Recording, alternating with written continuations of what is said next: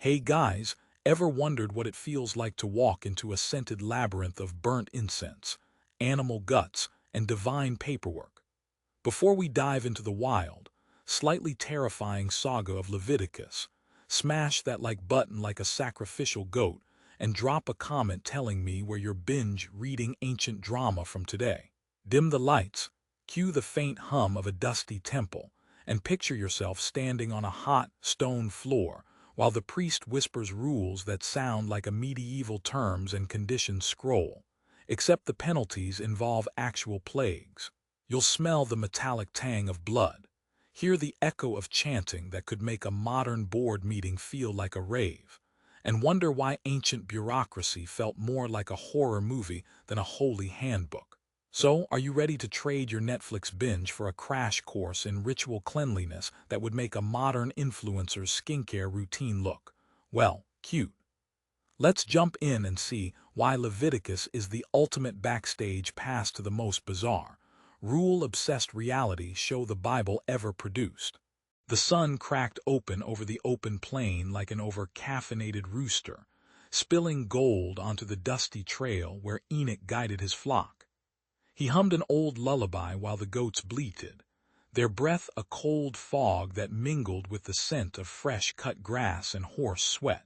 Every sunrise found him knee-deep in mud, scooping up stubborn lambs that tried to audition for a reality TV escape room. Yet his eyes glittered with a quiet fire. He whispered thanks to a voice he felt in his chest, not on a loudspeaker. In those moments, the world seemed as tidy as a well-folded shirt, and Enoch's heart kept the beat. Nearby, the neighboring villages huddled in fear, swapping tales of thunder gods with the same gusto they shared gossip about a suspiciously quiet mayor. Their children clutched wooden swords, pretending to slay invisible dragons, while the elders muttered about omens that smelled worse than a swamp full of rotten eggs. They cursed the sky like a gamer cursing lag, wondering why the heavens kept buffering their prayers. Yet Enoch, with a grin wider than a canyon, tossed a stray stone at a looming cloud and said, "If you're going to rain, at least make it a good soundtrack." Their doubts ricocheted off his calm like a rubber ball in a stone-cobbled courtyard. Every evening, after the goats were tucked into a makeshift pen, Enoch knelt beside the ancient fire pit, its embers crackling like popcorn in a midnight movie theater. He offered the fragrant incense of cedar bark, watching the smoke curl up and disappear, as if his worries were being vacuumed by an unseen vacuum cleaner named Divine. His prayers weren't grand speeches. They were simple, like a text message to an old friend. "Thanks for the sunrise, keep the rain off the wool." The wind carried his words across the plain, mingling with the scent of damp earth and distant campfires. Even the cicadas seemed to pause, giving a standing ovation in their chirps. The sun baked the cracked earth like an overcooked pizza, and the scent of rotten grain rose from empty granaries. Famine stalked the villages, while banners of war fluttered like bad haircuts in the wind. Enoch watched his neighbor's farm go up in smoke, feeling the hot ash sting his eyes, yet his heart held a stubborn quiet. He whispered a joke to the wind about how even the gods need a lunch break, and the chuckle steadied his trembling hands. In that cracked silence, his trust in the unseen one became a shield against the gnawing hunger. Corruption seeped through the officials like spilled ale at a tavern, and every council chamber smelled of sweat and cheap incense. People pressed Enoch, demanding loyalty to the new king who wore a crown that looked suspiciously like a plastic tiara from a costume shop. He answered with the dry humor of a sitcom sidekick, noting that the king's speeches sounded like a GPS recalculating routes to nowhere. Though the crowd hissed, his eyes stayed locked on the horizon where the sky blushed like a sunrise montage in a superhero movie. Each jeer turned into a silent prayer, his faith humming louder than the clamor around him. When night fell, the stars glimmered like spilled confetti, and Enoch felt the weight of every loss settle like dust on his shoulders. He walked the barren path alone, his boots crunching over brittle thistles that snapped like sarcastic remarks at a family dinner. Yet every step echoed a promise, his breath sinking with an inner rhythm that only the divine could conduct. The hardships became verses in a hymn he sang without words, each refrain more steadfast than the last. In that hush, he sensed God walking beside him, a quiet companion who never needed a spotlight. Under a sky that smelled of burnt incense and summer wheat, Enoch squinted at a flickering firelight that seemed to pulse with a secret rhythm. A hushed whisper curled around his ears like a mischievous cat, urging him to look beyond the ordinary. In that moment, his eyes caught a glint of unseen visions, a cascade of colors that sang louder than any drum solo at a Roman feast. He laughed, half frightened, half thrilled, as if the universe had just slipped him a sly inside joke about destiny. The whisper grew into a covenant, a promise stitched together with threads of trust thicker than the rope on a merchant ship. Each night, the soft inner voice wrapped around his thoughts like warm wool, reminding him that God walked beside him, not ahead like a pompous celebrity on the red carpet. The scent of damp stone and fresh figs filled his senses as he meditated, feeling the ground beneath his feet tremble with ancient power. With every breath, Enoch sensed his own heart sinking to a divine drumbeat, deepening a relationship that felt both intimate and grandiose. Spurred by this newfound bond, Enoch trotted to his neighbor's modest courtyard, where the air was thick with the aroma of cooking goats and gossip. He tossed out hopeful words like freshly baked flatbread, sharing the covenant's glow while dodging the seductive glitter of worldly power. No golden crowns here, just the modest shine of a clay jug. The villagers chuckled, some rolling their eyes as if he just tried to sell them a magic wand. Yet a few eyes widened, catching that faint spark of something larger. He resisted the pull of power like a cat avoiding a bath, preferring the gritty realism of community over regal fantasies. The sun had just decided to drop its golden curtain, and the sky cracked open like an overripe watermelon at a summer picnic. Enoch stood on the cusp of a dusty hill, feeling the wind yank the sand from his boots and whisper ancient riddles in his ear. He could hear distant horns, like a medieval Uber notification, calling his name from beyond the veil. The scent of incense mingled with the sharp bite of ozone, making his nostrils tingle as if he just inhaled a celestial espresso. With a grin that would make a Roman gladiator proud, he raised his eyes to the radiant invitation hanging in the heavens. A beam of light, brighter than a Hollywood spotlight on a red carpet debut, poured down and formed a staircase of molten pearl. It sang, a choir of buzzing bees, clanging swords, and the faint hum of a distant synthwave track, each note vibrating the marrow in his fingers.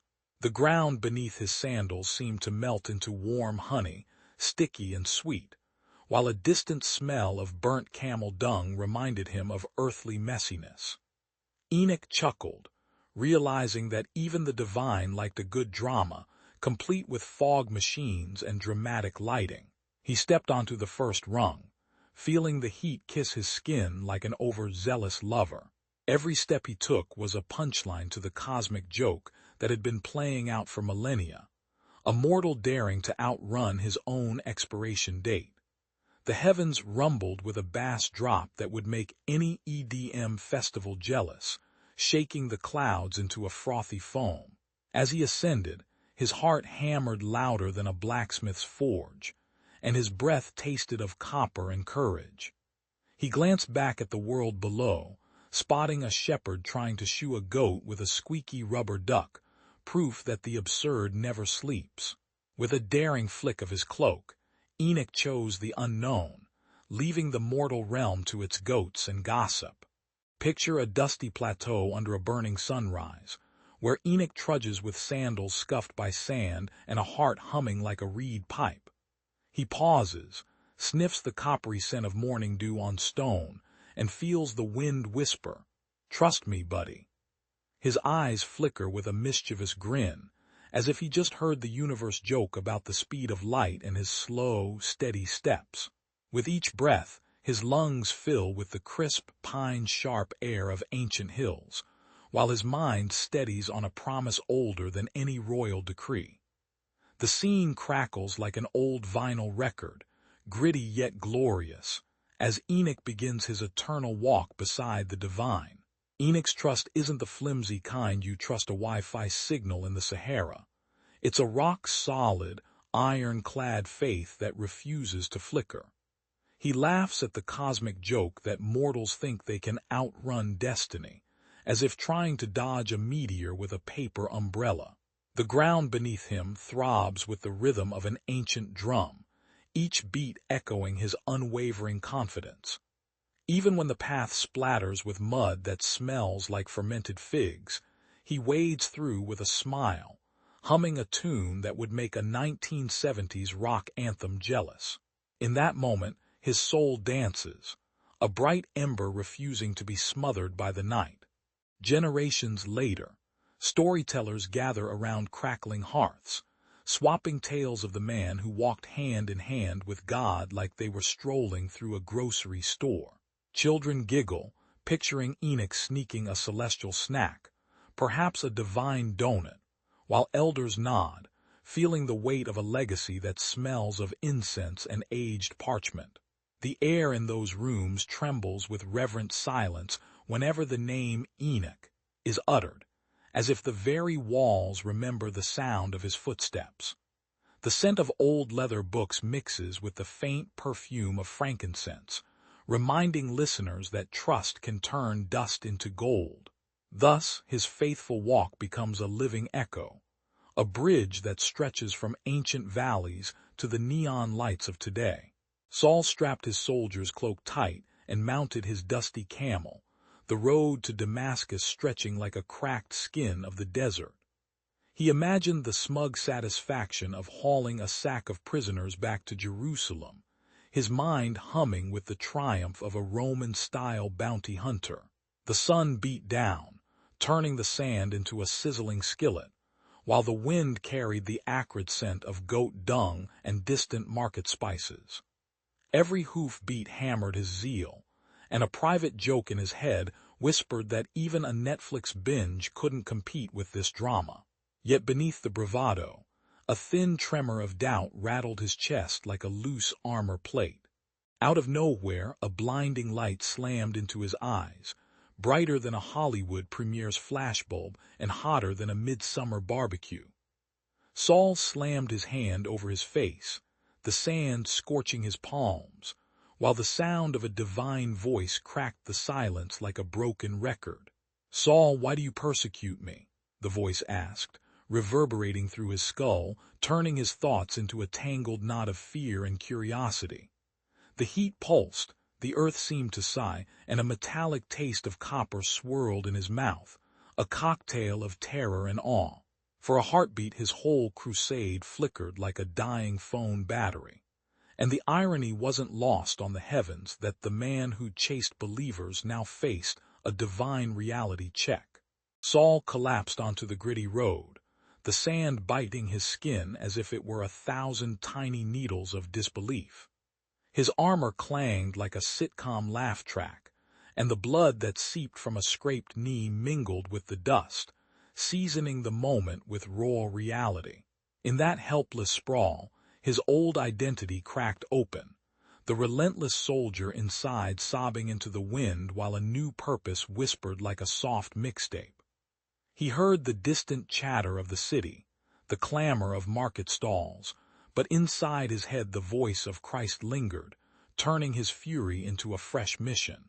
From that day onward, Saul would swap his sword for scripture, his name a brand upgrade from persecutor to apostle, the ultimate character development arc. The night Saul fell, the world turned to a black velvet curtain, his eyes burning like a busted LCD screen. He stumbled, hands groping the cobblestones, until a meek voice whispered, "Come, the Lord has a message for you." Ananias, a carpenter-turned-prophet, appeared as if summoned by an ancient GPS, leading Saul through the smell of incense and damp stone.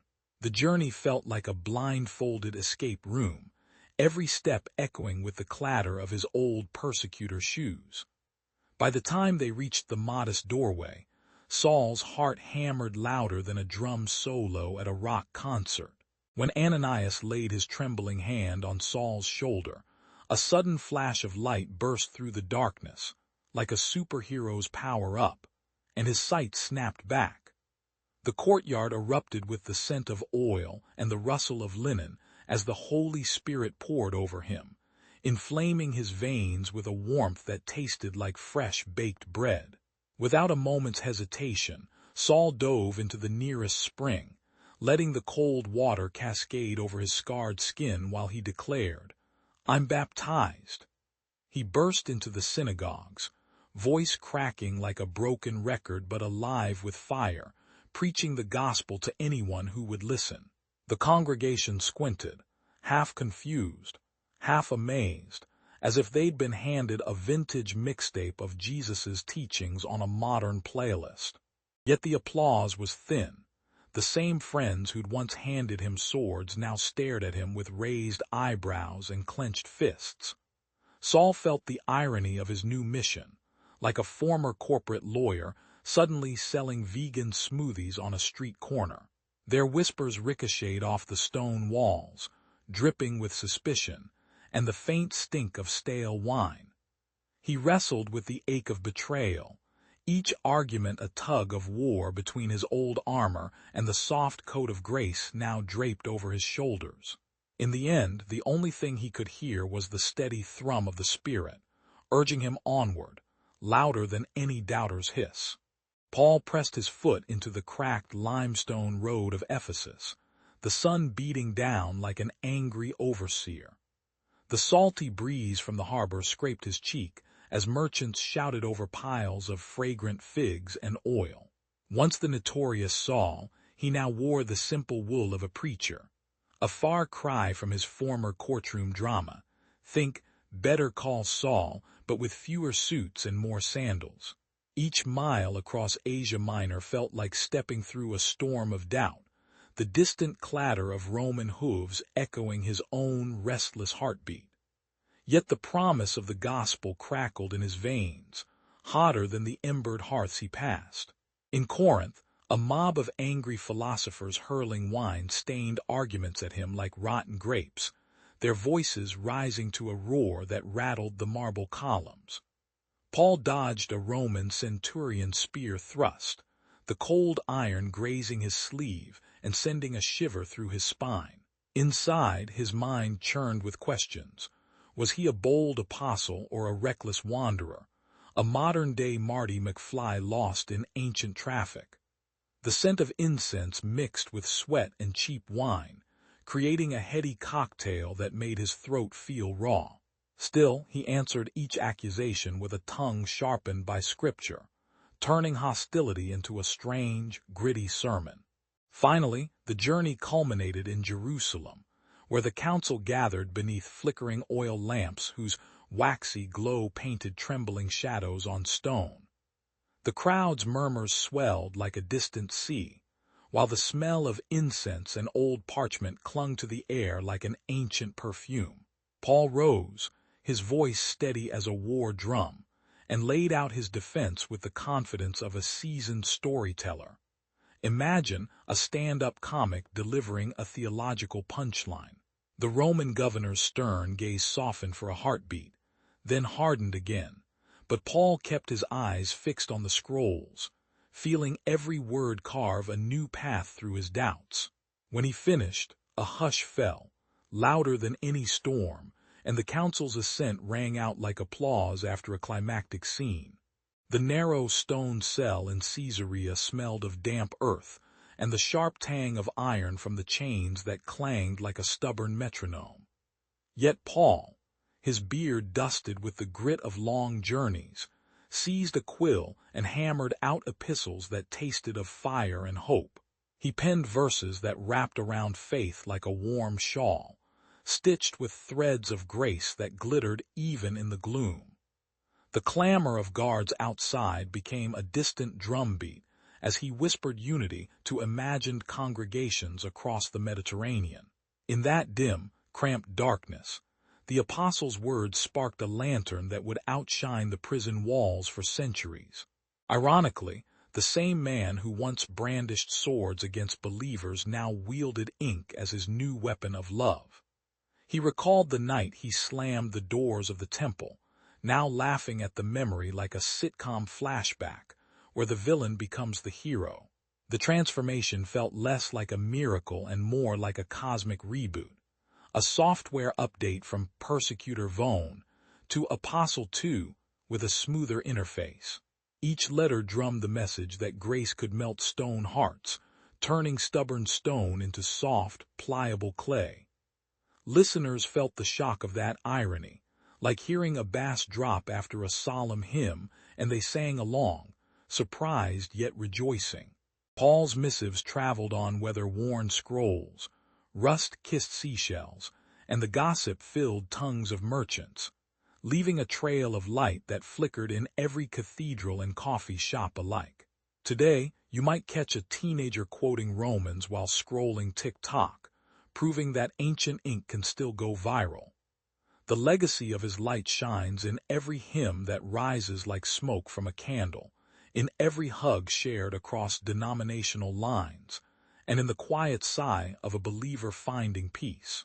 Scholars trace his influence like detectives following a scent trail of parchment. Yet the real power lies in the simple feeling that grace can turn a scarred soul into a beacon. So when the world feels heavy, remember Paul's cell, a cramped closet of conviction that birthed a legacy brighter than any spotlight on Broadway. The dust-kissed lanes of Bethlehem smelled of barley and goat milk as Naomi's battered cart creaked into the village square. She was a widow draped in worn shawls, her eyes the color of dried figs, and behind her trailed the quiet footsteps of two foreign daughters-in-law. Orpah, with a laugh that sounded like the clatter of a market stall, glanced back at Moab's sun-baked hills, while Ruth clutched the edge of her cloak as if it were a lifeline. Children darted past, shouting a game of tag that echoed like a distant drum, and the wind rattled the wheat stalks, whispering of a harvest yet to come. The scene felt like an ancient sitcom, Naomi the weary host, Orpah the cameo guest, and Ruth the unexpected series regular. When the dusk settled, Orpah slipped away like a thief in a midnight tavern, her departure marked by a soft sigh that drifted over the fields. Ruth turned to Naomi, her fingers stained with the grit of the road, and proclaimed with fierce resolve, "Where you go, I will go. Where you stay, I will stay."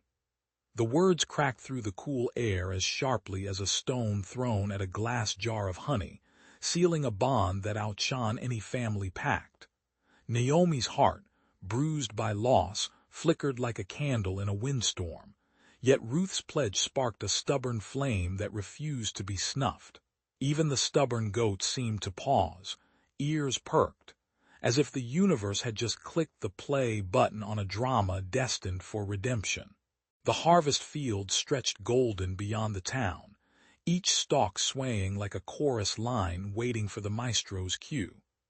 As they walked together, the scent of ripe wheat mingled with the tang of earth, reminding them that providence often hides in the mundane grind of daily toil.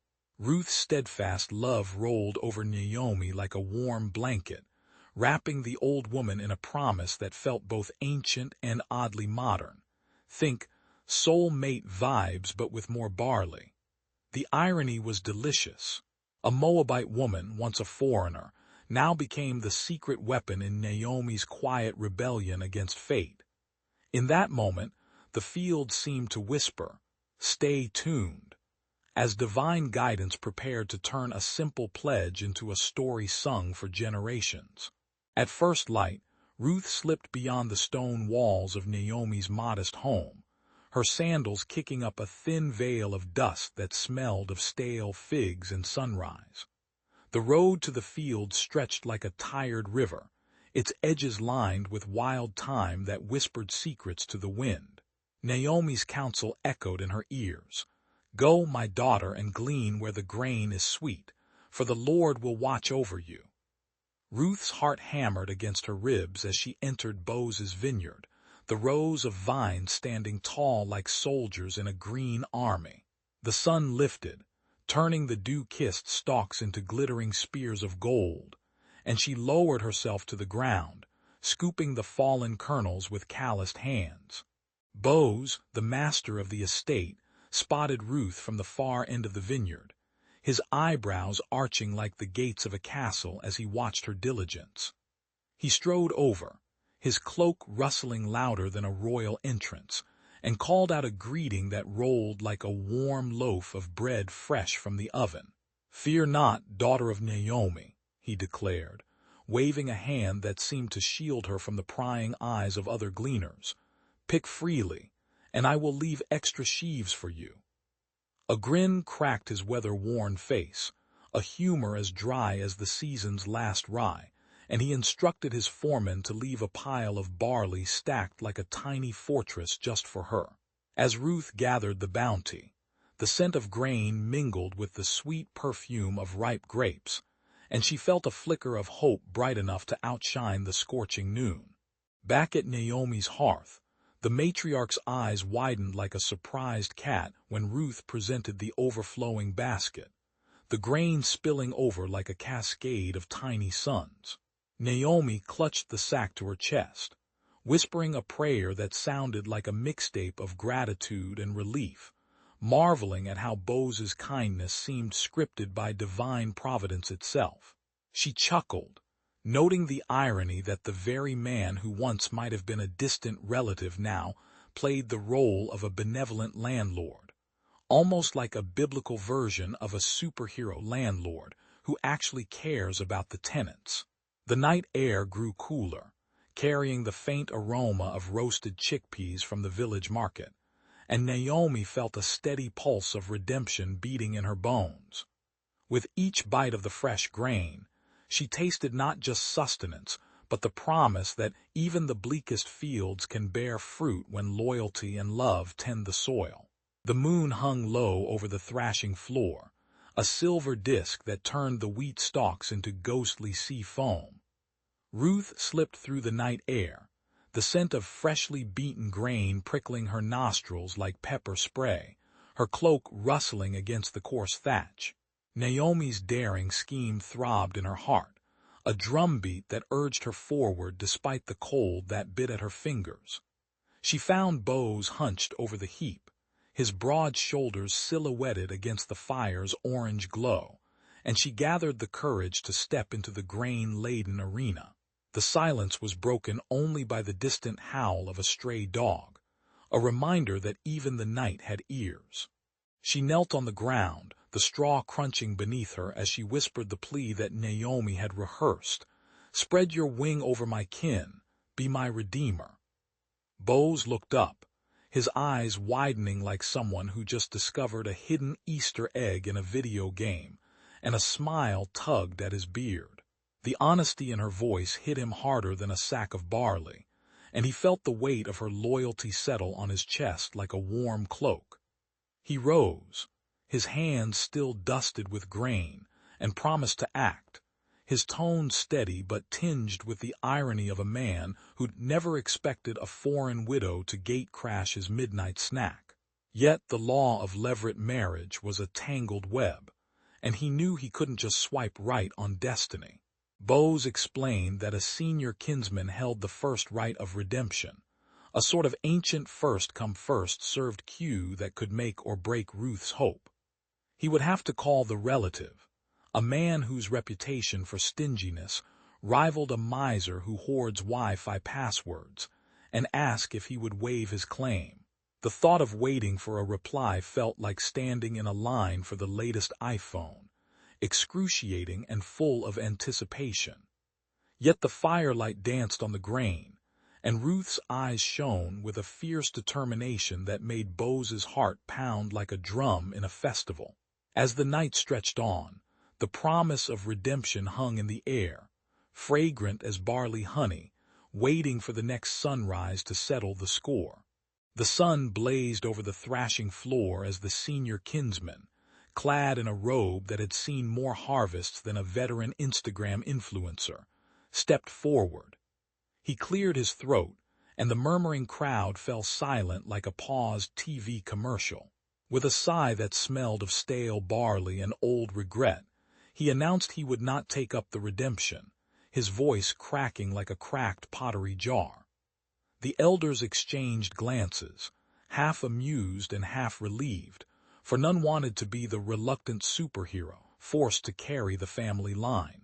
In that moment, the empty field seemed to sigh, the dust rising like the curtain call of a drama. When Boaz, the plump and generous owner of the neighboring estate, heard the refusal, he crossed the dusty path with a swagger that reminded the onlookers of a knight in a low-budget period costume. He lifted his hand, feeling the rough bark of the gatepost, and declared his intent to redeem Naomi's line, his words ringing clear as a hammered tambourine. The crowd erupted in cheers that sounded like a village barbershop quartet, and Ruth stepped beside him, eyes bright as fresh figs. Their marriage was sealed under a sky smeared with twilight pink, the scent of crushed wheat and goat milk mingling with the faint whiff of hope. Even the village gossipers joked that this romance had more plot twists than a binge-watched streaming series, yet the love felt as solid as a stone wall. As the new couple walked home, the village women tossed wheat stalks into the air, creating a golden rain that tickled the couple's cheeks. Naomi, whose heart had been a cavern of grief, felt a sudden rush of tears that tasted salty like the sea-sprayed wind on the coast of Gaza.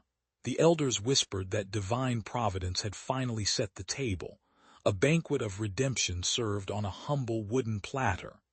Children laughed, their laughter crackling like dry firewood, while the elders nodded, their eyes twinkling with the kind of irony only history can afford. Who would have thought a Moabite woman and a Bethlehem landowner would rewrite the family ledger?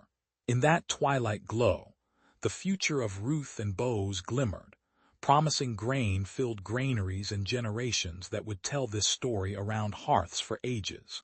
The sun poured amber over Bethlehem as Naomi cradled a newborn swaddled in coarse wool, the air thick with the perfume of goat's milk and fresh earth.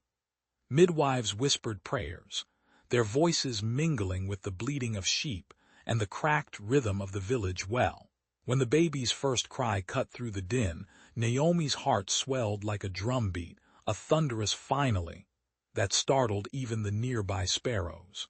She named him Obed, meaning servant, and felt a secret fire flicker, an echo of promise that would someday rock the throne of Israel. Little did she know that this squat bundle would become the grandfather of the future rock star king, David, whose harp would later outsing any courtly lute. Ruth, the Moabite firebrand, clung to Naomi with a devotion that would make even a Netflix binge watcher jealous of her binge loyalty. She trudged through mud-slick roads, her boots squelching, while the wind tossed her hair like a banner of unshakable allegiance. When the harvest time arrived, Ruth's hands ripped wheat stalks, their golden scent swarming her senses, and she whispered, "Where you go, I'll go," turning a simple promise into a covenant forged in sweat. The village gossips muttered about a foreign woman daring to stake her fate on a dead-beat widow, yet Ruth's smile cut through their whispers as sharp as a scythe. Her unwavering love proved redemptive, turning a bleak story into a saga where loyalty itself becomes the hero, nudging destiny like a cosmic game controller. As the years unfurled, God's invisible hand stitched each moment together, guiding Ruth's steps like a backstage director cueing the next scene. The birth of Obed set off a chain reaction, each generation humming the same ancient lullaby of hope, until the young David swung a harp under a star-speckled sky, his voice echoing the same love that birthed him. Naomi, now gray-haired and laughing with the creak of her chair, tasted the bitter-sweet wine of remembrance, feeling the texture of prophecy linger on her tongue. The legacy of blessing glowed like a campfire, drawing strangers and kin alike, reminding everyone that a single act of loyalty can spark an empire. And so, the story closes with a wink to the universe. Even in dusty fields, the divine playwright never drops the script, only the mic. The dust-swirling caravan of Israelites finally halted at the jagged silhouette of Mount Sinai, a stone monolith that glowed like a sunrise-kissed billboard in the barren desert. Exhausted soldiers, women clutching baskets of grain, and toddlers with sand-coated hair clambered up the steep paths, their breath mingling with the sharp scent of cumin and burning campfire embers. Above them, clouds curled like cotton candy, humming a low electric drone that made the whole cohort feel like they'd stumbled onto a celestial music festival. The people exchanged nervous jokes, hope the mountain doesn't charge admission, while their sandals scraped the gritty rock, sending tiny puffs of crimson dust into the air. Yet beneath the jokes, a pulsing anticipation crackled, as if the whole nation were waiting for the universe to turn the page and write their next chapter. On the summit, Moses stood alone, his cloak flapping in a wind that sounded like 1,000 whispering scrolls being unrolled. Suddenly, thunder cracked and a voice, clearer than the chime of a crystal goblet, commanded him to inscribe the sacred duties of the priesthood, as if the heavens were handing him the ultimate job description. Moses shuffled down the stone steps, clutching a tablet of stone that felt colder than an ice cream sundae left out in the noon sun, while the Israelites gawped like fans at a surprise cameo. He spoke of clean and unclean, of incense that rose like ghostly smoke rings, and of rituals so precise they made modern corporate compliance manuals look like doodles. The irony was palpable. After wandering for 40 years, they now faced a rulebook that would make even the most seasoned bureaucrat break out in a nervous sweat.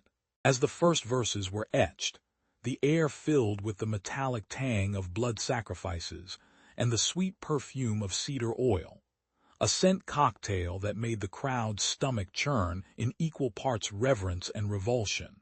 The priests, robed in linen that brushed their skin like cool river reeds, practiced the new rites under Moses' watchful eye, their movements as synchronized as a flash mob dance routine gone sacred. Meanwhile, the laypeople shuffled about, clutching their newfound scrolls, feeling the weight of each command like a heavyweight belt on their shoulders. Some laughed nervously, muttering that this was the ancient world's version of terms and conditions. The foundation of the book of Leviticus took shape, brick by holy brick, cemented by the clatter of bronze bells and the low murmur of the camp's campfire gossip. In that gritty, smoky twilight, the fledgling nation tasted both the bitter ash of duty and the bright promise of covenant, ready to march forward with a handbook that would outlast even the most persistent meme. Moses descended from Sinai with a scroll that smelled of burnt incense and desert dust, eyes blazing like sunrise over the dunes. He gathered the crowd by the tabernacle and shouted the details of every offering, from the fattened ram that thumped like a drumbeat to the grain cakes that crumbled in hungry hands. The air filled with the sharp sting of sacrificial smoke, and the Israelites winced as they imagined the sizzling blood on hot coals. Moses jabbed his finger at the altar, pointing out where each animal must stand, as if arranging a celestial choreography. Even the shy calf seemed to grin, knowing it had a starring role in the drama of atonement. Next, Moses laid down the rules of cleanliness, describing leprosy as a red banner that shouted, "Stay back," to the rest of the camp. He taught the people to wash their hands in cool river water that felt like silk against gritty forearms, and to scrape away skin like sandpaper from a squeaky floorboard. The priestly garments rustled with each movement, a soundtrack of parchment shuffling as they inspected suspected impurity. When a stranger sneezed, the crowd erupted in nervous chuckles, remembering that a single sneeze could trigger a full-blown purity audit. Still, Moses reminded them that even the most stubborn stain could be scrubbed clean by the divine soap of repentance. Finally, Moses unveiled the holy festivals, turning the desert into a cosmic concert hall where drums of joy beat louder than any battlefield gong. He described Passover as an epic dinner party where lamb legs sizzled, bitter herbs pricked the tongue, and the smell of unleavened bread reminded everyone that haste can be delicious. During Shavuot, he told them to dance under starlit skies while honey dripped from the heavens like golden glitter. Yes, even the Israelites could handle a little over-the-top sweetness. The people laughed, picturing themselves as ancient rock fans headbanging to the shofar's blaring horn, while Moses winked and said, "Just don't bring your electric guitars into the sanctuary." By the end, the camp felt both reverent and oddly ready for a divine rave. The sun bled orange across the dunes, turning the sand into a sea of molten glass. As the Israelites trekked onward, the fresh tablets of law glowed in Moses' hands like a tablet-size iPad, fresh but weighty. Yet the desert's heat whispered temptations, sweet dates, forbidden water, and the siren song of shortcuts around the holy camp. When a group of young men slipped a dead camel's meat into their provisions, the priest's eyes flashed like desert mirages, and they marched to enforce the statutes. The clatter of bronze tongs and the sour sting of incense marked the moment the community realized the law was not just ink, but a living, breathing fire. The priests gathered the guilty around a fire that crackled like an overcooked popcorn kernel, each ember a reminder of impurity. Aaron's voice cut through the night, sharp as a desert wind, reciting the penalties while the accused's faces turned the color of sun-baked pottery. A grumbling elder muttered that the law is stricter than my mother's Wi-Fi password, earning a chuckle even as the crowd felt the sting of shame. The guilty were smeared with ash, their sandals stripped, and the scent of burnt incense mingled with the acrid odor of sweat and regret. As they staggered back to camp, the desert seemed to sigh, the sand swallowing their footprints like a silent judge. By dawn the camp smelled of damp animal skins and the faint perfume of repentance, a sensory clash that made every breath feel like a confession. Moses, leaning on his staff like a weary quarterback, rallied the tribe, reminding them that impurity could be purified if the heart chose to turn.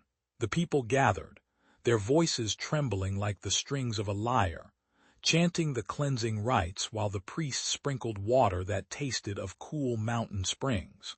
Laughter rose reluctantly when a shy child asked if the desert sand would ever get a fresh out-of-the-box update, and the elders answered with a wink, "Only if we stop chewing the forbidden figs." In the end, the tribe marched deeper into the wilderness, their steps steadier, the law now a drumbeat in their bones rather than a distant echo. At the rim of the Promised Land, the 12 tribes spilled onto the dusty plain like a caravan of restless fans outside a stadium. The sun baked the coarse sand, turning it to a scorching griddle that sang under each boot. Horns blared, drums thumped, and the air trembled with the scent of incense and goat sweat, a perfume no modern perfume could rival. Elders draped in blue shawls waved hand-crafted banners that flapped like giant wings, while children darted between tents, chanting verses they barely understood. The mood was solemn, yet a whisper of excitement crackled.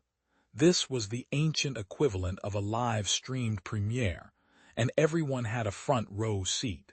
When the high priest stepped onto the raised stone platform, his voice cut through the clamor like a sharpened sickle. He unrolled the scroll, its parchment rough as bark, and began to read the priestly code aloud, each law ringing out with the weight of a courtroom gavel.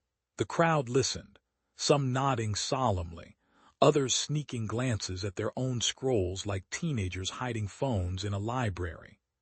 A few seasoned elders chuckled, noting that the law against mixing fabrics sounded oddly like a fashion police memo from a runway show. Yet every syllable settled into the crowd's bones, imprinting the rules with the iron certainty of a Netflix binge watch that you can't turn off.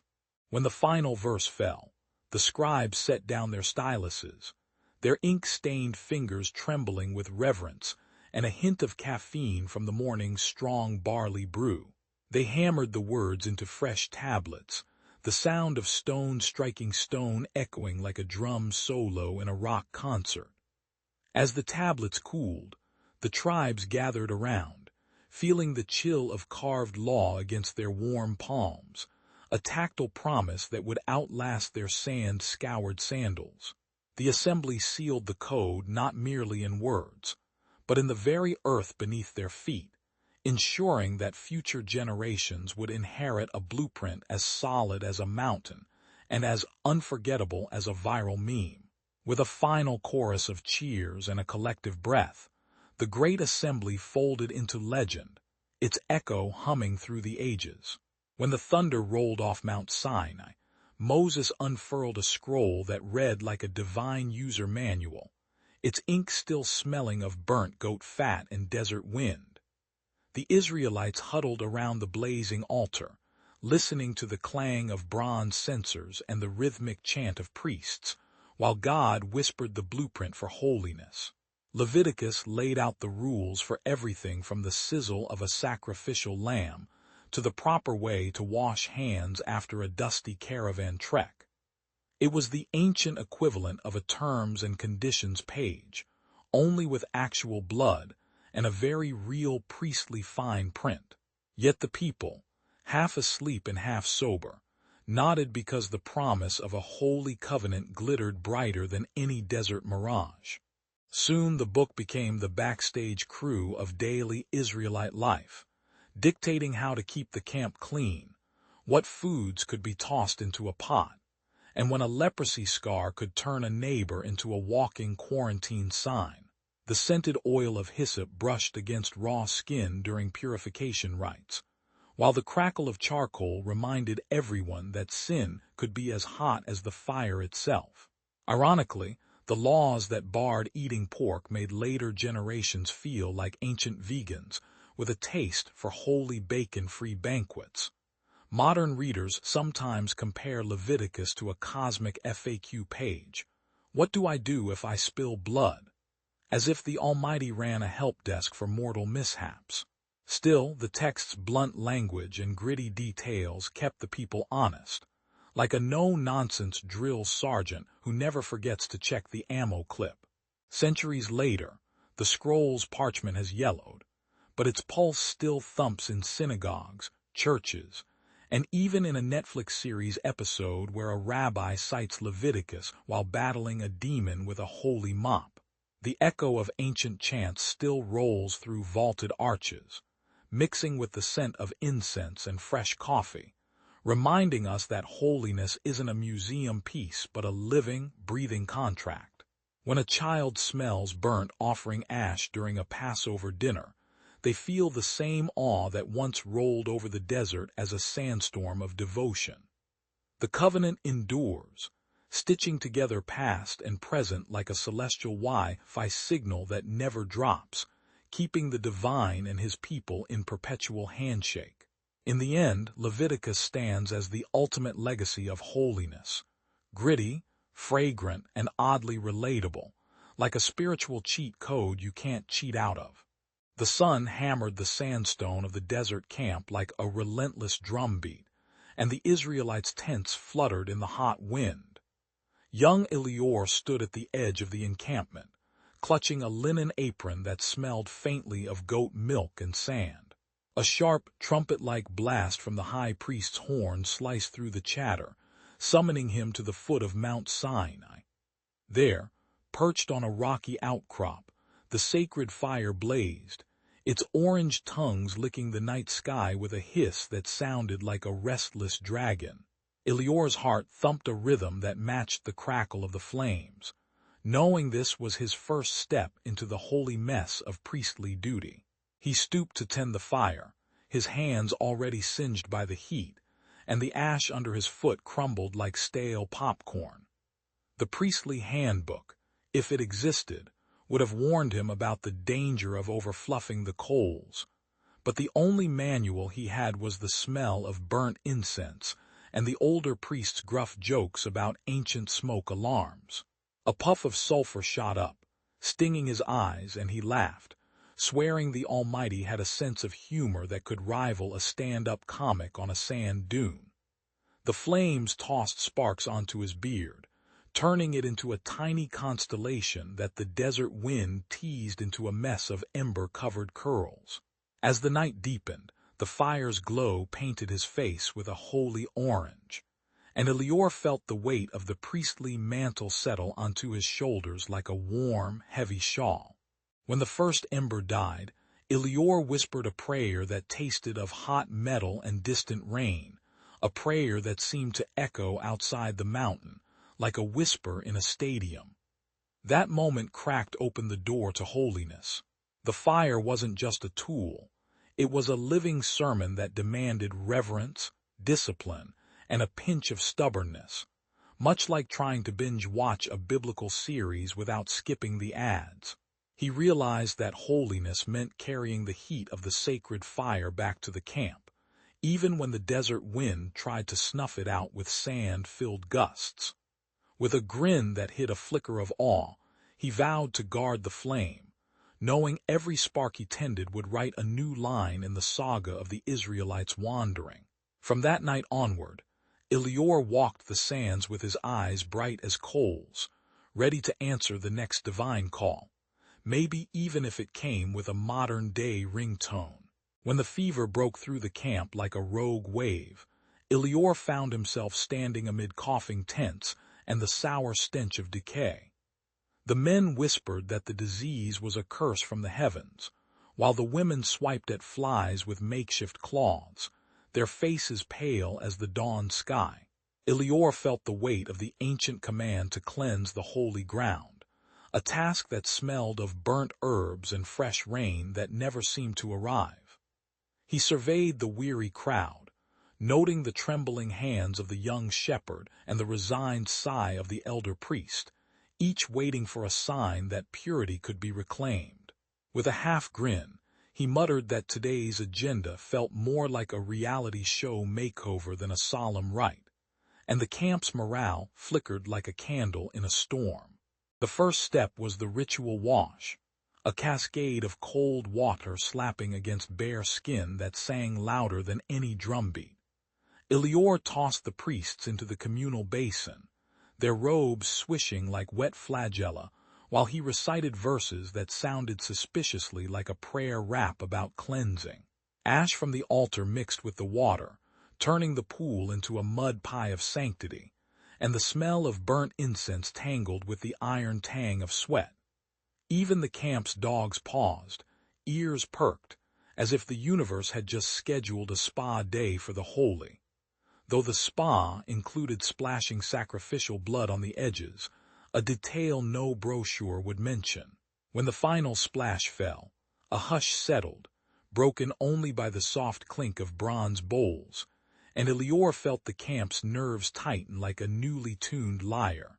Next came the sin offering, a trembling goat with eyes wide as popcorn kernels, led to the altar where it would meet a destiny more dramatic than any Netflix finale. Elior raised the knife with reverent hands, the steel flashing like a sunrise, and the crowd inhaled the sharp perfume of burnt fat that rose like ghostly ribbons.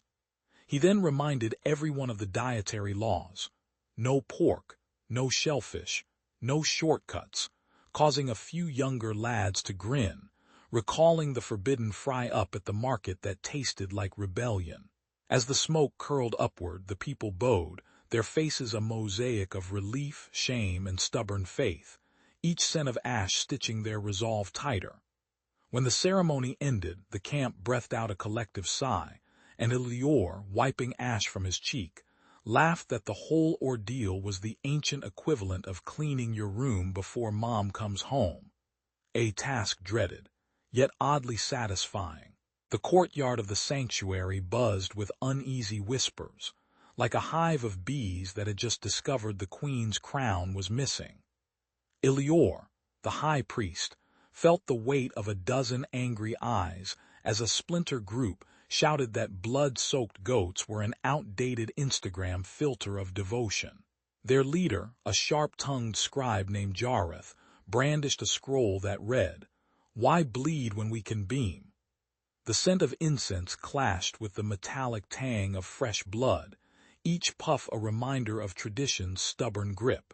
Elior clenched his jaw, knowing the day ahead would demand more than ritual, it would demand resolve. At dawn, Elior slipped into the inner sanctuary, the stone floor cool under his sandaled feet, and began the day of atonement dance of ashes and incense. He crushed the crimson-scarlet cords of the sacrificial goat, feeling the gritty fibers slip through his fingers like coarse pasta. The high priest's voice rose, a low chant that reverberated off the walls, while the choir's tambourine clanged like distant war drums. Smoke curled upward, mixing with the scent of baked barley and the faint, bitter perfume of bitter herbs, choking the onlookers who pretended not to gag. Each motion, from sprinkling the blood on the altar to slamming the heavy bronze door shut, felt like a heavyweight champion's final knockout punch against doubt. Yet as the sun burned low, Elior slipped away to the trembling shadows of the holy garden, where a lone fig tree shivered under a gust that smelled like rain on dust. He whispered a prayer that sounded more like a desperate text message to a distant deity. "Help me not become the meme of a priest who lost his faith." A sudden rustle revealed a nightjar, its call echoing like a vintage vinyl crackle, reminding him that even the smallest creature carries a chorus of purpose. The weight of atonement settled on his shoulders like a cloak woven from both grief and hope, and a faint smile cracked his solemn mask as he imagined the rebels later posting "Number Atone or Die" on their scrolls. With renewed fire, he returned to the altar, ready to lay the blood, the incense, and his own trembling heart upon the sacred stones. The sun beat down on the dusty courtyard of Shiloh as Elior stood on the stone altar, his palms slick with the sweat of a dozen prayers. Around him, the congregation shuffled in white linen, the rustle of fabric mingling with the low bleat of the young goat destined for the sacrifice. The air smelled of incense and fresh earth, a heady mix that made the heart thump like a drum in a stadium. Elior lifted the copper bowl, its surface glinting like a superhero's shield, and called the people to witness the transfer of every hidden sin onto the scapegoat. A murmur rose, half reverent, half nervous, as the animal's eyes flickered, aware that its fate was about to become the ultimate reality TV showdown. Just as the priest began the chant, a sudden gale ripped through the courtyard, tearing the scrolls like cheap pizza boxes in a teenage bedroom. Dark clouds slammed overhead, their thunder booming as if the heavens were auditioning for a metal concert. The wind snatched the veil from the altar, sending it spiraling like a disgruntled piece of laundry, and a cold spray of rain hissed against the stone, smelling of wet stone and old regret. The crowd gasped, some clutching their robes as if they were vintage jeans about to be ripped, while Elior stared at the tempest with the calm of a Netflix binge watcher waiting for the next episode. The irony was thick, God's ceremony threatened by a weather app glitch, yet no one could silence the drumbeat of destiny. With a steady breath, Elior raised his voice above the howl, his words cutting through the storm like a laser sword in a sci-fi showdown. He pressed the goat's forehead against the blood-soaked altar, and the animal shivered, its fleece soaking up the rain like a soggy towel, while the crowd watched the sin-laden smoke curl upward, tasting of ash and redemption. The gusts eased as if the heavens signed a peace treaty. The clouds peeled back, revealing a copper-glow sunrise that painted the goat's silhouette in holy gold. The people erupted in a relieved cheer, half applause, half disbelief. As the scapegoat strutted away, its tail high like a celebrity exiting a red carpet, finally bearing the community's guilt. In that moment, Elior's obedience stitched the frayed fabric of sacred order, reminding everyone that even a divine drama can survive a surprise weather update. The sky cleared, and the last echo of thunder faded like a drum roll after a climactic finale. Elior stood on the stone platform, his robe still damp from the rain, and surveyed the altar that still smelled of burnt frankincense and wet earth. He traced the faint imprint of his own sandal in the dust, a reminder that the priestly circuit had run its full lap. Around him, the younger Levites laughed, shaking off puddles from their sandals, while the wind tossed stray scrolls like careless confetti. In that moment, Elior felt the weight of the sacred routine settle back onto his shoulders, as comforting as a well-worn hammer in a carpenter's hand. With the storm behind them, Elior gathered the apprentices beneath the shade of a date palm, its leaves rustling like a gossip column flipping pages. He showed them how to cleanse the copper vessels, letting the hot water hiss against the metal, the scent of citrus mingling with the lingering ash. "Holiness isn't a selfie filter," he joked, nudging a mischievous boy whose eyes gleamed brighter than the polished bronze. "It's the grind you can't edit out." The apprentices mimicked his motions, their hands slick with oil, their faces flushed from the furnace's glow, learning that service meant feeling the burn before the blessing. By the end of the lesson, the courtyard rang with the clatter of ladles and the low hum of prayer, a soundtrack more satisfying than any pop chart. As dusk painted the temple walls in amber, Elior whispered the ancient covenant to the wind, trusting it to carry the promise farther than any messenger could. The crowd, still dripping from the rain, cheered like fans at a championship game, unaware that the true victory lay in the invisible thread binding them to the divine. Ironically, the elders muttered about old-school rules, while the younger ones joked about upgrade patches for their rituals. Yet the core of the pact remained unshaken. The incense rose in spirals, wrapping the stone steps in a smoky veil that tasted of honey and humility, sealing the day's work into memory. With a final benediction, Elior watched the people disperse, each step echoing the rhythm of a covenant that would outlast any storm or trending meme. The sun bled orange over Zareth's crumbling walls as Priestess Amara scrubbed the stone altar with a rag soaked in river mud. She muttered prayers that sounded like a broken record, while the city's market girls snickered, comparing her solemn dance to a tick-tock challenge gone holy. The air throbbed with the scent of incense and raw goat fat, a greasy perfume that clung to every cobblestone. Behind her, the High Council's banners fluttered like nervous birds, their colors dulled by dust and dissent.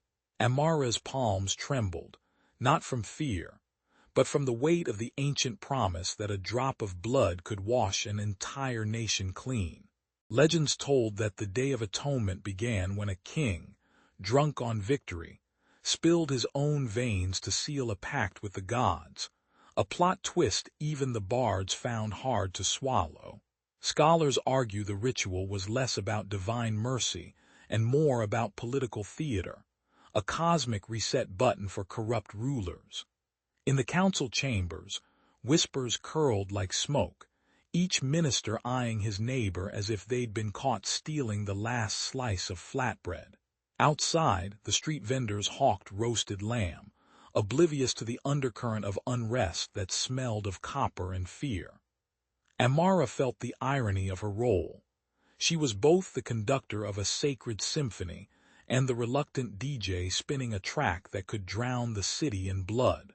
When the ceremonial drums cracked, the courtyard erupted in a roar that made the walls vibrate like a giant's throat.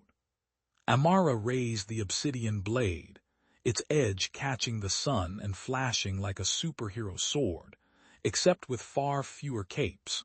The first cut sang a wet, metallic note as the goat's heart burst, spraying crimson across stone, sand, and the onlookers' faces.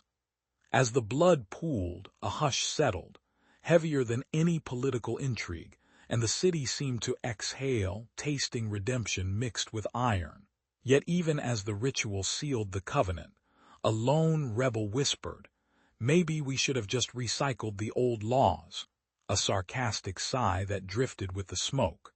The first chill wind that night carried the scent of rot, and Zareth streets flooded with coughing throats and fevered eyes. A sudden plague, as sudden as a magician's rabbit disappearing, spread through the market stalls, turning fresh figs into mushy, blood-stained pulp. The high priest, his beard dripping with incense, slammed his scarlet-stitched robe against the stone altar and demanded a greater offering of blood to quiet the angry gods. He declared that each citizen must surrender a goat, its throbbing heart to be sliced open and painted on the temple walls like a gruesome fresco. The crowd shivered, the sound of drumbeats echoing like a funeral march, while the sky above the city bled a bruised violet at sunset. In the shadowed alcoves of the council hall, rival factions whispered like rats in a cellar, each plotting to seize the throne of sacrifice. The silver serpents, who wore polished armor that flashed like a Netflix logo, schemed to replace the high priest with a charismatic warlord who favored fireworks over blood. Meanwhile, the crimson cloaks, draped in ash gray, plotted to hijack the ritual and turn the goat's blood into a weapon against their enemies. Amara felt the weight of their scheming like a hot stone in her pocket, her heart pounding with a fear that the sacred rite could be twisted into a power play. The air tasted metallic, and the distant clang of swords reminded her that even holy symbols could become blunt instruments in the hands of the ambitious. When the night of the ceremony arrived, Amara stepped onto the marble steps, her sandals slick with sweat and the lingering odor of incense mixed with rot. She lifted the goat's still warm heart, its veins pulsing like the bass line of a rock concert, and whispered a prayer that the blood would cleanse, not corrupt. Suddenly, the silver serpents burst onto the scene, brandishing a ceremonial dagger that glittered like a Hollywood award, demanding that the offering be rerouted to their cause. Amara stared down the absurdity, a wry smile flickering as she imagined the gods rolling their eyes at mortals turning a Day of Atonement into an episode of Game of Thrones. Temple Edition. With a steady hand, she splashed the crimson shadows across the altar, letting the symbolism soak into stone, and vowed that the true atonement would be the courage to keep the ritual pure, no matter who tried to rewrite the script. The vault's stone doors groaned shut behind her, sealing her in a dim cavern of lintel and dust. Amara's lantern flickered over a pile of cracked tablets until a glint of parchment slipped from a cracked niche, humming like a forgotten ringtone. She brushed the cobwebs from the scroll and felt the brittle fibers whisper, "No blood, just ink and the scent of old goat oil."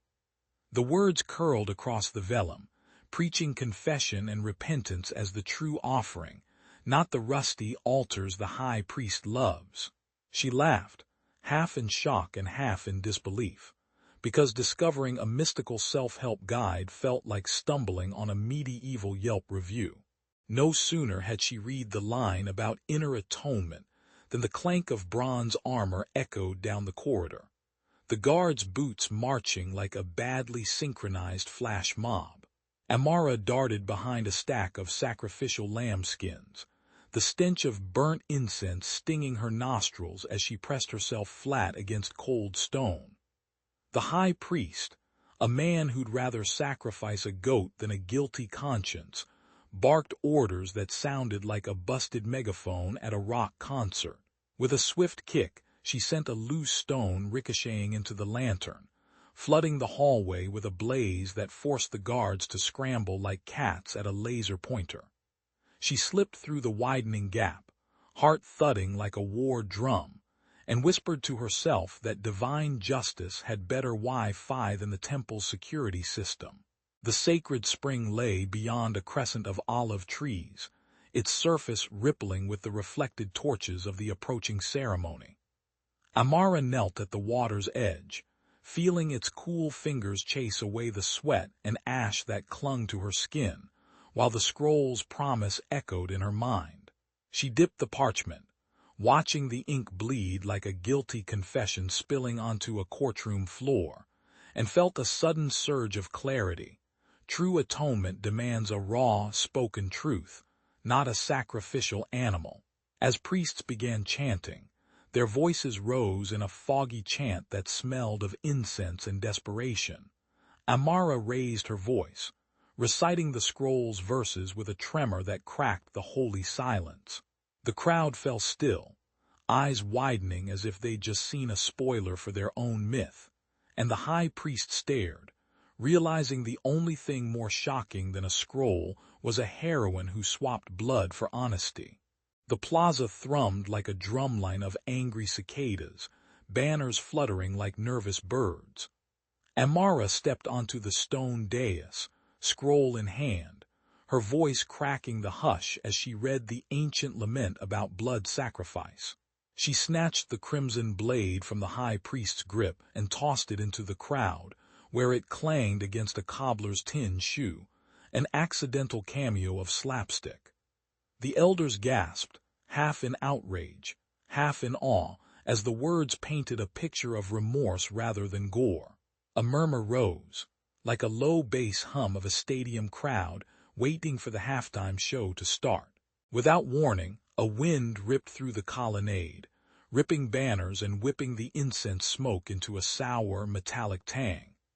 The sky cracked open, rain pelting the stone like 1,000 tiny drums, and the high priest, cloaked in gold and pomp, scrambled off the altar, his sandals slipping on the slick marble. He muttered a prayer to the gods of thunder, then vanished behind a curtain of water, leaving his sacred knife glinting in the stormlight. The crowd huddled, dripping, watching the ritual collapse like a badly coded video game glitch. Even the street vendors laughed, shouting, "Looks like the gods ordered a refund on the blood tax." When the thunder finally sighed and the rain tapered to a whisper, silence settled like ash over the plaza. Amara lifted her hands, eyes shining with unshed tears, and whispered a simple confession that rode the wet air, each word soaking into the stone. The people, cheeks slick with rain, felt the weight of their collective guilt lift, as if a heavy cloak had been peeled away. They clasped each other's shoulders, sharing a quiet, trembling laugh that sounded oddly like a chorus from a sitcom Friends reunion. "We made it, guys." Realizing that true atonement is the ache of shared remorse, not the splatter of flesh. In that moment the altar, abandoned and drenched, became a stage for humanity's raw, unfiltered healing. The first light of the new dawn slipped over Zareth's citadel like liquid amber, casting long shadows on the stone floor where the crisis had left its scars. He stood at the altar, the scent of burnt incense mingling with the metallic tang of fresh animal blood, still clinging to the cold copper basin. Around him, the murmuring crowd held their breath, half expecting another grim spectacle, half hoping for something less theatrical. With a grin that cracked his solemn face, Zareth raised his palm and whispered, "Enough drama for one season," as if he were canceling a binge watch of a brutal series. He unveiled the reformed rite, swapping the old blood splash ritual for a modest draft drawn from a single crimson goose feather, its fibers soaked in the same life force but offered as a whisper, not a scream.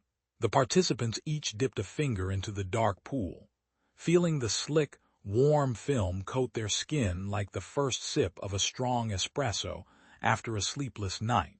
As they confessed their missteps, The air vibrated with the raw honesty of a reality show confession booth, only the stakes were far more eternal. Laughter bubbled from the corner when an elder muttered, "I guess we finally got the blood in our diet without the cholesterol," highlighting the irony of turning gore into grace. The rite closed with a chorus of breath-held prayers, the room humming like an old organ that had finally been tuned. Amara stepped forward, the new keeper of the scroll, her robes rustling like pages turning in a wind-blown library, and the ancient parchment glowed faintly under her fingertips. She spoke of balance, reminding the gathered youth that atonement is not just a theatrical blood-letting but a daily act of owning one's missteps, like updating a faulty code before the boss notices. The scroll's ink, still warm from the fire, smelled of pine resin and old sandalwood, a scent that promised both warning and comfort.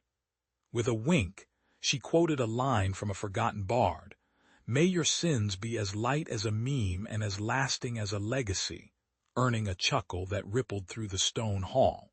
As the sun climbed higher, the populace felt a renewed pulse, a heartbeat that promised a future where blood symbol serves as a reminder, not a punishment, and accountability becomes the true sunrise. The sun rose like a molten coin over Shiloh's craggy ridge, painting the stone walls a fierce amber. In the cramped courtyard, Eli, a wiry boy with ink-stained sleeves, was handed a bundle of papyrus scrolls that smelled of oil and dust. The elders whispered that these were the Levitical code, the rule book, that even the desert snakes seemed to respect. Eli's fingers trembled as he unrolled the first decree, feeling the gritty fibers bite like sandpaper. Around him, children chased goats, their bleats mingling with the clatter of market stalls, a chaotic soundtrack for a holy moment. As the scrolls unfurled, the townsfolk gathered, curious as cats at a fish market, to hear how each law stitched into everyday chores. The priest read aloud about clean hands before the altar, and a baker's grin cracked when he realized the rule meant his dough had to be kneaded with reverence, not just caffeine. Women laughed, wiping sweat from their brows as they imagined washing the temple's copper vessels with the same suds they used for laundry, the scent of rosemary soap filling the air. Even the gruff blacksmith, whose forge sang a metallic roar, pledged to temper his hammer blows with patience, because "a rested heart strikes truer," the scroll declared. A murmuring wind carried the verses through the olive groves, rustling leaves like a choir humming the same ancient melody. By twilight, the covenant felt less like a list of rules and more like a shared secret handshake, binding Shiloh's people in a quiet rebellion against chaos. Eli tucked the scrolls beneath his tunic, the parchment's rough edges pressing against his heart as if the laws were a living pulse. The community set aside a corner of the dusty market to plant a small garden, each seed planted with a prayer, the earth cool and fragrant beneath calloused fingers. Laughter rose as the oldest widower, known for his gruff humor, declared he'd now turn water into wine, by finally remembering to pour a little extra at the Sabbath feast, a nod to the ancient miracle, modernized with a splash of grape juice. As stars pricked the night sky, the people of Shiloh felt the first true taste of being set apart, a flavor both bitter like burnt incense and sweet like honey-dripped figs. A sudden rust-colored blight crept across the fields, turning golden wheat into a sickly mush that smelled like damp rot. The villagers gathered in the town square, eyes wide and faces pale, as whispers of a plague spread faster than the wind. Eli, the aging priest with a beard that seemed to have collected decades of incense, stepped forward, his sandals crunching on the dust-laden stones. He raised his hand, and a hush fell, broken only by the distant clatter of a goat escaping its pen. "We cannot eat what is cursed," he warned, his voice rough as the stone walls, "but we have a way to cleanse both grain and soul." Eli unrolled a scroll of Levitical law, its parchment flickering like a movie marquee under the lantern light. He explained that every impurity, be it a fallen leaf, a splinter, or a lingering cough, had a prescribed ritual, from washing with cool spring water to sprinkling ash that smelled of burnt olives. The crowd winced as they scrubbed their hands on rough bark, the water splashing like a splashy TikTok trend gone medieval. Think of it as a spiritual detox, Eli chuckled, pointing to a trembling child who had just rinsed a mud-caked shoe, a reboot for the heart, not just the shoes. As they followed the rites, the scent of lemon-scented oil rose, weaving through the crowd like a hopeful perfume, masking the stench of rot. By sunset, the fields glistened with dew, the blight receded as if a bad Netflix series had finally been canceled. The people tasted the reclaimed grain, its bite crisp and sweet, and laughed, a sound that rattled the ancient stone arches like a drum solo in a silent cinema. Eli smiled, wiping a smear of mud from his cheek, and whispered that obedience had turned the plague's shadow into a sunrise. The irony was delicious. The very laws that once felt as stiff as a crown of thorns now felt as comforting as a fresh pair of socks. And as the night birds sang, the village settled into a quiet confidence, knowing that each clean hand carried a promise of protection for tomorrow's harvest. The dust rose like cinnamon from the cobblestones as the sun slipped toward the horizon, signaling that the Holy Saturday was only a heartbeat away. In the market square, merchants haggled over barley while their hands sweated, the clang of iron tools echoing against the thatch roofs. Mothers tugged at their children's sleeves, whispering that the evening bells would soon hush the chatter of labor. Eli, the village's wizened shepherd, paused his own grind on the loom and stared at the looming rest, his eyes twinkling with a secret smile. A shiver of both dread and anticipation rippled through the crowd, as if they were about to step onto a roller coaster that promised no brakes. Eli gathered the townsfolk around the ancient stone altar, his voice cracking like a kettle over a fire. He told them the Sabbath was not a punishment but a rhythm, a divine metronome that turned their toil into a hymn. Think of it as the ultimate binge watch, he joked, except the series is God's love and there are no spoilers. The scent of pine resin and fresh-baked loaves drifted through the air, weaving a tapestry of comfort that hushed the murmurs of doubt. As the first candle flickered, the villagers felt their shoulders drop, the weight of endless chores melting like butter in a hot pan. When the Sabbath candle burned low, the village fell into a quiet so deep it sounded like a soft drumbeat inside each heart. Children slept on straw mattresses, their breath a gentle wind that rustled the curtains, while elders prayed with hands that trembled like leaves in a summer storm. In that pause, the stone walls seemed to breathe, and the whole settlement sensed a freedom brighter than the noon sun scorching the fields. Eli, leaning against the olive tree, whispered that true liberty isn't found in endless work, but in the sacred gap where God meets man. The villagers rose the next morning, not with aching muscles, but with a grin, feeling lighter, like they just upgraded from dial-up to fiber-optic prayer. The morning sun hammered the courtyard, turning the bronze doors of the sanctuary into a blinding mirror, as a jittery priest shoved his sandal a heartbeat too far forward. A sudden clang echoed, like a dropped iPhone on marble, when the sacred veil snapped, spilling incense smoke and a whiff of burnt barley into the bustling crowd. Faces turned pale. Some whispered prayers, others muttered, "This is worse than my mom's burnt toast." The breach felt like a crack in the very floorboards of heaven, a stark reminder that even holy spaces can trip over ordinary clumsiness. In that instant, the community tasted fear mixed with the bitter tang of guilt, as if they'd inhaled a spoonful of regret. Without missing a beat, the elders called for the Day of Atonement, a ritual as ancient as the desert winds and as orderly as a well-timed sitcom finale.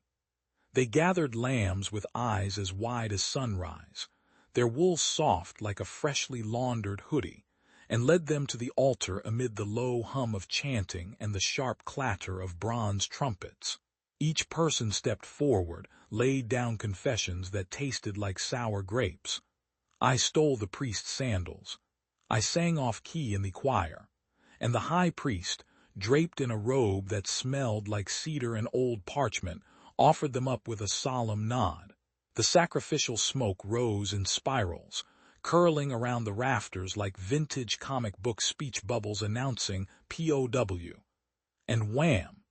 A divine reminder that repentance can be both gritty and oddly theatrical. By sunset, the air was thick with the sweet scent of burnt offerings and the lingering echo of "I'm sorry," sealing the community's pledge to start anew. As the last ember sputtered out, a hush settled over the sanctuary, softer than a whispered meme in a group chat. The people felt a new texture on their souls, rougher than sandpaper yet smoother than a freshly polished shield, signaling that they were truly set apart, not just by rules but by the raw, honest act of making amends. A quiet joy bubbled up, warm as freshly baked flatbread, confirming that holiness isn't a sterile museum display, but a lived-in, messy masterpiece. They left the holy place with shoulders lighter, the weight of their mistake transformed into a badge of belonging, much like earning a scar after a bad haircut that eventually becomes a story worth retelling. In that shared sigh of relief, the community discovered the deepest expression of holiness. Repentance that smells of sacrifice, sounds like confession, and feels like being embraced by something far larger than themselves. When the dust settled and the angry crowd melted back into the market stalls, Eli stood on the cracked stone steps and inhaled the sweet aroma of burnt incense mixed with fresh wheat. He watched the children chase stray goats while the elders hummed a low chant, their voices weaving through the heat like a thread of prayer. With a hand still stained by the sacrificial blood of the earlier ceremony, he traced the ancient Levitical symbols etched into the wall, feeling each line pulse like a heartbeat. The law wasn't a dusty scroll hidden in a temple. Its rules were the rhythm of the potter's wheel, the cadence of the baker's oven, and the hush before the evening fire. Eli laughed, thinking that even the town's gossip-monger could learn to honor God by not spilling his ale on the holy carpet of the marketplace. Eli gathered the townsfolk around the communal well and spoke of obedience as a daily breakfast, not a once-a-year banquet. He urged them to thank God for the cool water by splashing it on their faces, feeling the sting of the chill like a superhero's power-up, except the cape was a simple linen robe. When a farmer offered a portion of his barley, the scent rose like fresh popcorn, reminding everyone that gratitude tastes better when it's shared over a cracked wooden table. He pointed out that the Levitical clean hands rule meant washing after handling the market's dead fish, turning a grimy chore into a ritual that smelled of citrus and purpose. Even the gruff blacksmith cracked a grin, noting that his hammer strikes sounded like applause for every act of faithful obedience. By twilight, the cobblestones glistened with a thin film of oil from the lamps, and the townspeople moved through the streets with a new swagger, as if they just binge-watched the most epic saga and were ready for the sequel. Their laughter echoed against the temple's stone, mingling with the distant bleat of a goat that had somehow escaped the sanctuary. An ironic reminder that holiness can share a pasture with chaos. Eli felt a warmth spread through his chest, a gritty, comforting blend of sweat, dust, and holy incense, proof that living set apart was as real as the rough wooden bench he sat on. He whispered that the Levitical laws weren't a museum exhibit. They were a living, breathing guide that turned ordinary chores into intimate dances with God. The crowd, now clutching their lanterns, nodded, realizing that a life set apart was not a lofty mountain peak, but the very steps they walked each day. Under the blistering Sinai sun, the crowd gathered around a weather-worn altar, while priest Elior lifted his voice like a megaphone on a desert stage. He unfurled the scroll of Leviticus, its parchment crackling like dry leaves, and explained that a proper animal sacrifice would stamp out sin the way a fire extinguisher douses a blaze. The people smelled the mingling of goat musk and burnt incense, a perfume that whispered of both fear and hope. Elior's eyes glittered with a hint of irony, noting that even the heavens demanded a receipt, blood on the altar as proof of payment. As the chant rose, the rhythm of offering settled over the camp like a drumbeat in a blockbuster trailer. When the goat was led forward, its hooves clattered against the stone, sending tiny clouds of dust into the hot air, and the crowd held their breath as the knife flashed like a lightsaber. The cut was swift, the animal's cries echoing off the cliffs, and ruby streams of blood surged onto the copper basin, sizzling with a hiss that sounded like a sizzling burger on a grill. Elior sprinkled the crimson liquid on the altar, each drop sealing a covenant that smelled of iron and redemption, a scent that could make even a hardened warrior choke on awe. The priests then smeared the blood on the participants' foreheads, the sting of it tingling like a cold splash of water on a scorching day, declaring them purified. All the while, the ritual's grim choreography reminded everyone that salvation rode on a razor-thin edge between reverence and gore. The crowd left the sanctuary with their clothes damp from the sacrificial spray, feeling oddly refreshed, as if they just binge-watched a season finale that promised a twist. Elior's final words hung in the air. This blood is the first draft of a covenant that will one day be written in a different kind of stain. Later, the memory of that raw animal offering would echo in a new story where a carpenter's cross would replace the goat, turning the old soundtrack of bleeding into a quiet, crimson whisper. The irony was palpable. The same blood that once covered the altar would now be imagined dripping from a nail, a pop culture showdown between ancient rites and a modern myth. As the sun set, the desert whispered, "Stay tuned," promising that the ultimate sacrifice would rewrite the whole script of redemption. Under the scorching sun of Shiloh, Miriam perched on a cracked stone bench, her hair braided with thyme and ash. The market's clamor blended with the low thrum of goats bleating, a chorus that seemed to echo the temple's endless drum of sacrifice. She watched elders shuffle incense-laden robes, their faces etched with the same weary grin as someone forced to watch reruns of the same sitcom episode. A wind scented with burnt offerings and fresh dates slipped through the columns, stirring the parchments in her satchel. Miriam felt the pulse of a restless heart beating beneath the holy veneer, like a bass line in a hymn that no one could quite place. Day after day, the faithful gathered, chanting the ancient formulas with the fervor of fans chanting for autographs at a pop star concert. Yet their eyes flickered with a hunger that the ritual lambs could not sate, a craving for mercy that smelled sweeter than the sizzling fat on the altar. Whispered jokes slipped through the crowd. "If we get another goat, I'm starting a goat-sharing app," revealing the irony of devotion turned into a comedy sketch. The priests, robed in scarlet, strutted like reality show judges, pointing to the fire as if it were the ultimate red carpet. Behind the solemnity, a restless tide rose, threatening to flood the sanctuary with a new kind of grace. In a dim alcove behind the grain jars, Miriam unrolled a vellum the color of dried figs and etched the longing in ink that tasted of pomegranate wine. Each stroke scratched the air, releasing the scent of cedar and the faint rustle of moth-eaten scrolls, a secret soundtrack to her clandestine testimony. She tucked the parchment beneath a loose stone, as if hiding a love note from a medieval crush, knowing that future generations might find it like an Easter egg in a video game. The parchment's rough texture brushed her fingertips, reminding her that mercy, unlike sacrifice, leaves a tangible imprint. With a wry smile, she whispered, "May this scroll travel faster than a carrier pigeon on a TikTok trend," sealing the hope of grace in an unwitnessed whisper. Jonas slipped into the first town under a sun that baked the cobblestones into a crisp crust, and his sandals kicked up clouds of dry dust that clung to the backs of strangers.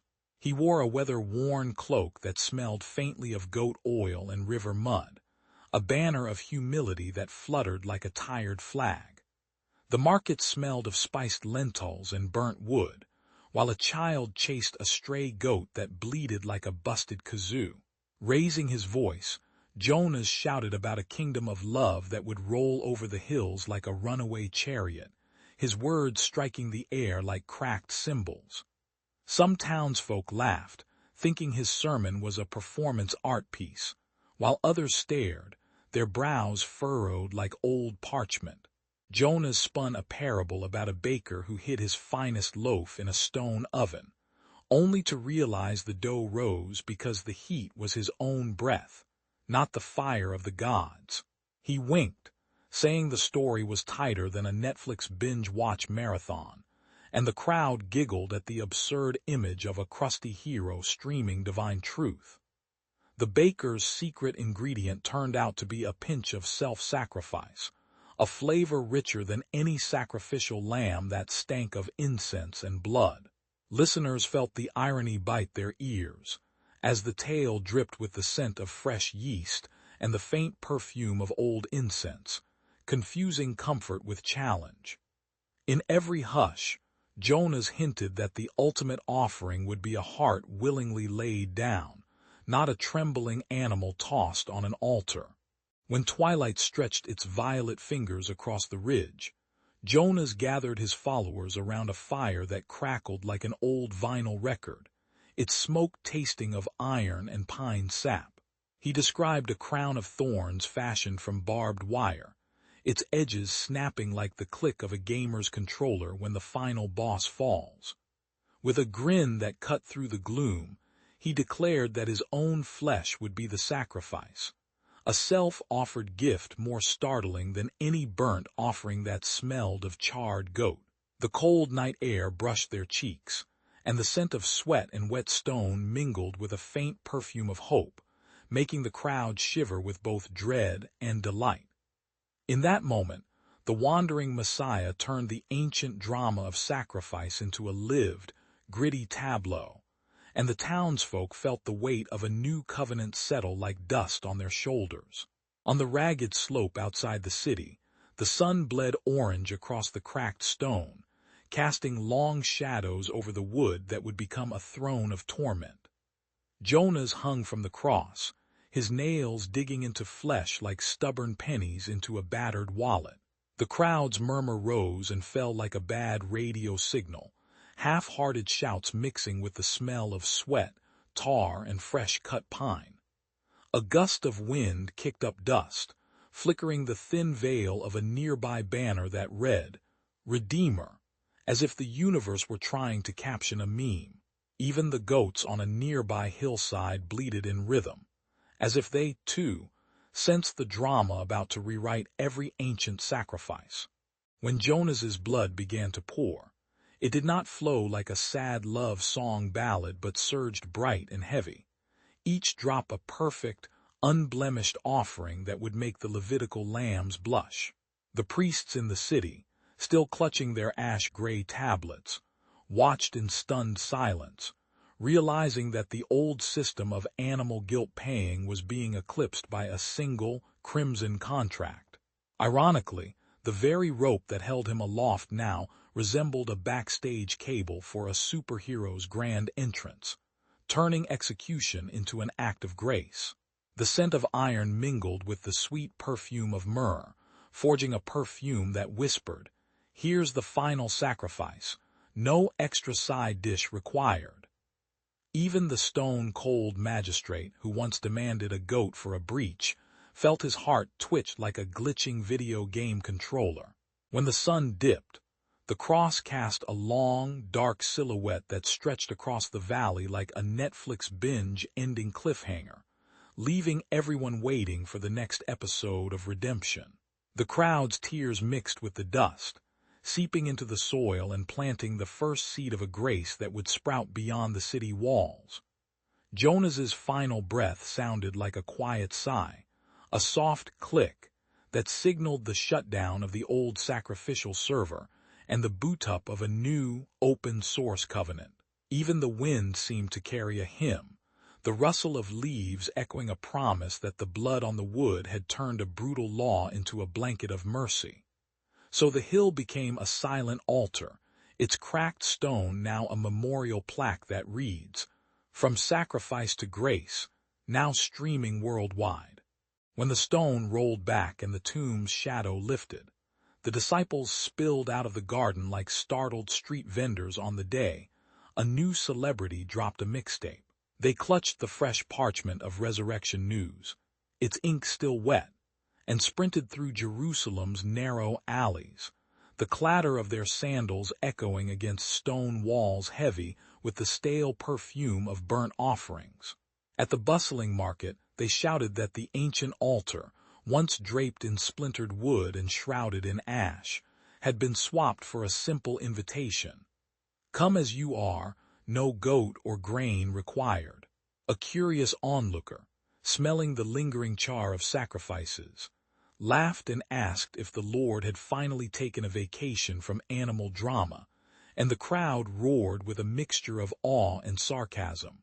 The air buzzed with a strange electricity, like a first-generation smartphone lighting up a teeming cafe, as people realized the old covenant smoke was being replaced by an invisible, fragrant wind of grace. Soon, believers gathered under the cracked rooftop of a fisherman's hut, the salty breeze tangling with the faint scent of myrrh, and they felt an uncanny sense that they could now hug the divine without stepping through a pit of coals. With hands raw from the day's labor, they lifted prayers like a rock star raising a microphone, trusting that the audience above would hear every crackle, every whispered doubt. The irony was palpable. The same crowd that once offered lambs now offered up their own clumsy jokes, confessing that their biggest sacrifice was trying to remember where they left their sandals.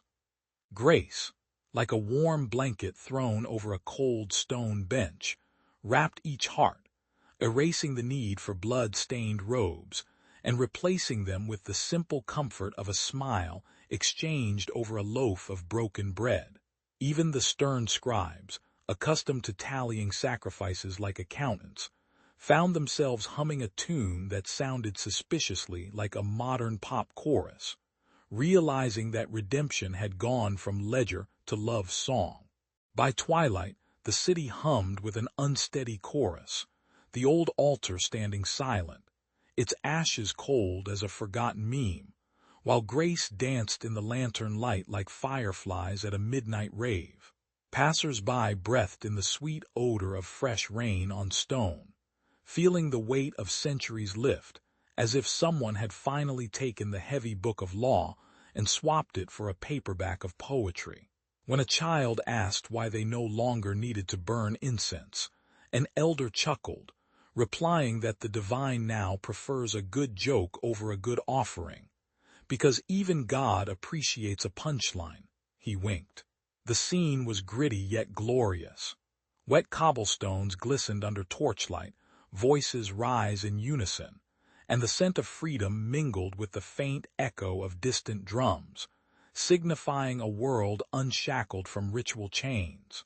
In that moment, grace became the open doorway, unbound and sprawling, while the old system of sacrifice retired like a tired actor taking his final bow, the applause of eternity ringing in every heart.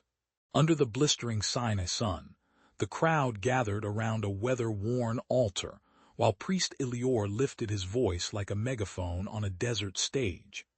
He unfurled the scroll of Leviticus, its parchment crackling like dry leaves, and explained that a proper animal sacrifice would stamp out sin the way a fire extinguisher douses a blaze. The people smelled the mingling of goat musk and burnt incense, a perfume that whispered of both fear and hope. Elior's eyes glittered with a hint of irony, noting that even the heavens demanded a receipt, blood on the altar as proof of payment. As the chant rose, the rhythm of offering settled over the camp like a drumbeat in a blockbuster trailer.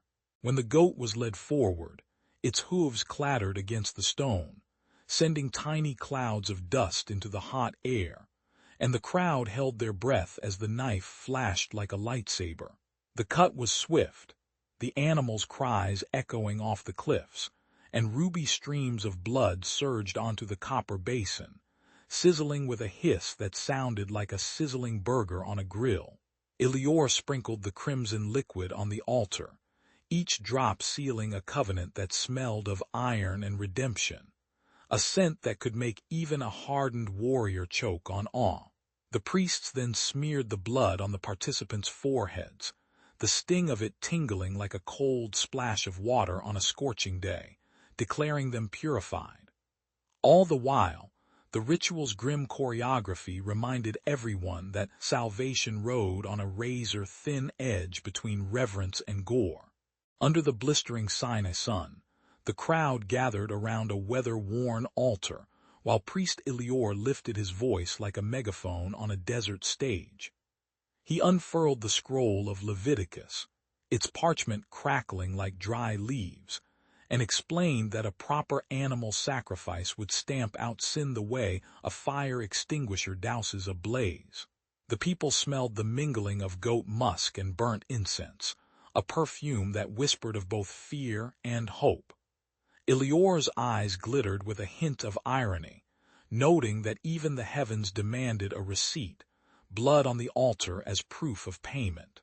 As the chant rose, the rhythm of offering settled over the camp like a drumbeat in a blockbuster trailer.